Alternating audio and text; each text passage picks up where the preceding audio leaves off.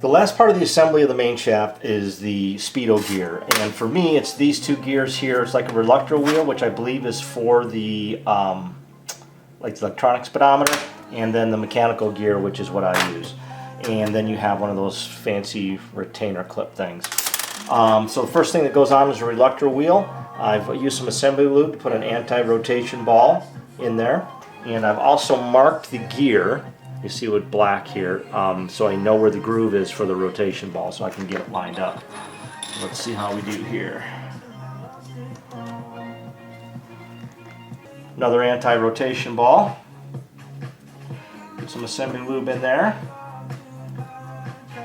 to hold it in. There's the ball. And same thing with the plastic mechanical gear. There's a groove here, and that lines up with the ball. I can see that one pretty easy. It's a big groove. Let's see. There we go. Okay.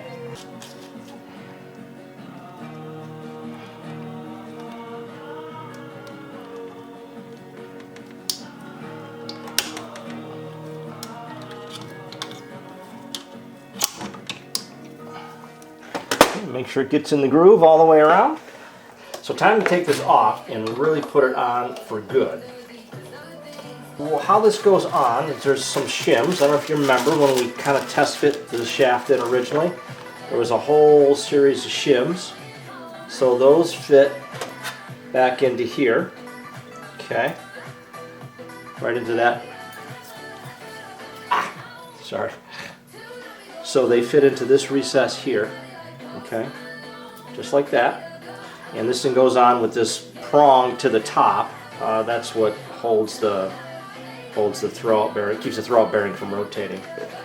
And this is assembled with, in fact, the top cover, the tail shaft, everything is going to be assembled with. There's no gaskets. It's assembled with this stuff here, which is called anaerobic gasket maker.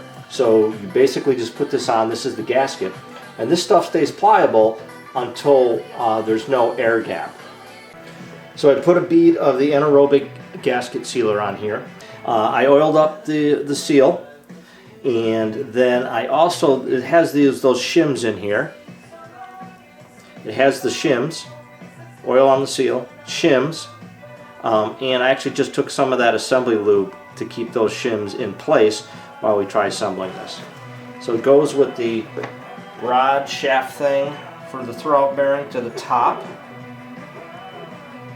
So I'm going to try to assemble this and get the holes lined up so I don't spin it because of the gasket sealer stuff. Okay, we're lined up. A couple of screws in here.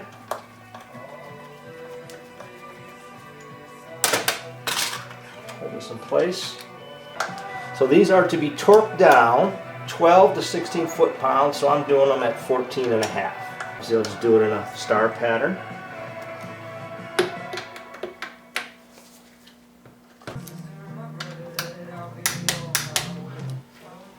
Any of the excess of that gasket sealer you're going to want to wipe off because it doesn't dry out in the open. So I just wanted to show you that cup, that bearing cup in the front here for the counter shaft. You can see that it's not going to come out because this the retainer just catches the corner of it. But it's nuts that thing floats until it's in the bell housing. So I'm going to keep this thing on until this, basically I'm bolting the trans up to the bell housing. Next step is to put the top cover on. I've put the anaerobic gasket sealer around the top, and from what I've seen in videos and I've read, letting that squeeze down into the bolt holes gives it kind of as a thread lock, makes it kind of like a thread locker. So this should just drop down, straight down from the top. So the forks just go in those rings, and the reverse lever thing should go into place. I'm going to hold it up here so I don't mess up the gasket sealer, and hopefully everything will drop into place here. Let's see here.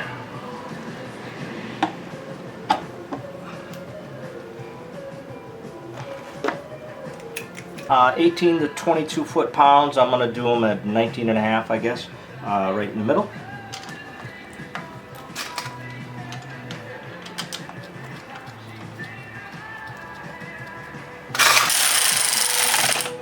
Okay, so I got them all snug down. There is a torque spec on this. So I'm going to label, or a torque sequence. I'm going to label these to make sure I don't mess it up. So 1, 2, 3, 4, 5, 6, 7, 8, 9, and 10.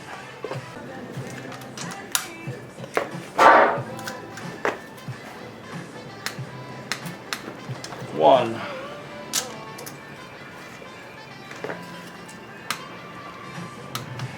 two, 9, and 10. All right. And we got all that sealer cleaned up. Looks pretty professional. I did buy a new tail shaft seal. This is the old one. Here's the new one. Actually have the bag for this one. This is Tremec TKO600. And it just fits in the back of the tail shaft like this. Just rubber, press fit. I happen to have this huge ass socket which fits over this thing really nice. And then I'm just gonna pound it in here. Should go in nice and even. So it's time to put the tail shaft housing on. And what I'm going to do is, they say to oil up these O-rings up here really good so that they don't get cut or crimped. I need to put the anaerobic gasket sealer on. Again, there's like no gaskets that go on this thing to put it together. Before you put on the tail housing, you got to put the bearing on the end of the counter shaft. Well, I guess it's where the fifth gear is. So that should just slip on. There we go. And then in the tail housing, you need to put the shims here along with the race for the bearing in here. So what I'm going to use is some of that sticky assembly lube. It's thin coating. Oops. Except for that. Okay, that's the last of the shims.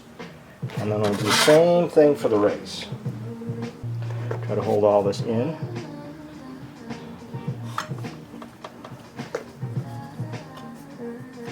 Okay, now time to put the tail shaft on, and my understanding is the hard part is these O-rings here, making sure they don't get pinched. There's a dowel rod on the bottom corner I want to try to get lined up with. Of course, we don't want to mess up the gasket sealer either.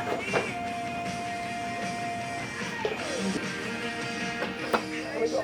Okay, so it's on the dowel rod. It's a matter of wow, it really wants to push those O-rings out. The O-rings I'm talking about are back in here, the ones on the end of these shift rails. So again, I just probably 1/8 of an inch away here, and just a matter of, I think, jiggling it and just making sure they don't get pushed out. So here's what I ended up doing to try to get that thing to pull down. I got it really close to make sure that that race and those shims for the counter shaft fifth gear thing wouldn't come out, and then I put the trans up on the front and then pulled it down real slow with the bolts while looking at the O-rings and such. It looks like they're all in place, and what I've discovered is I think there will end up being a little gap here between the main housing and the tail housing at each of these points. It's not going to come up tight, which is what I was trying to do. So torque spec is 42 to 50 foot-pounds. I'm going to do them to 47. I can't find a torque sequence, so I'm just going to kind of do, you know, opposite corners and work my way around.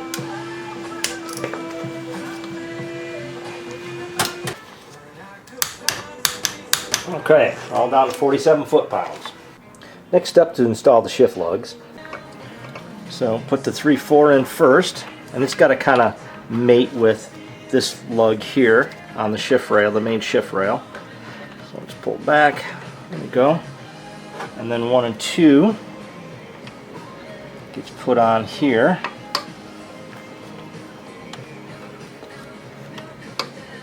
There we go.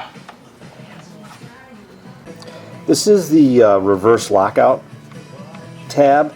Before you put the 5 reverse lug on, make sure that the spring on this end goes through that hole here.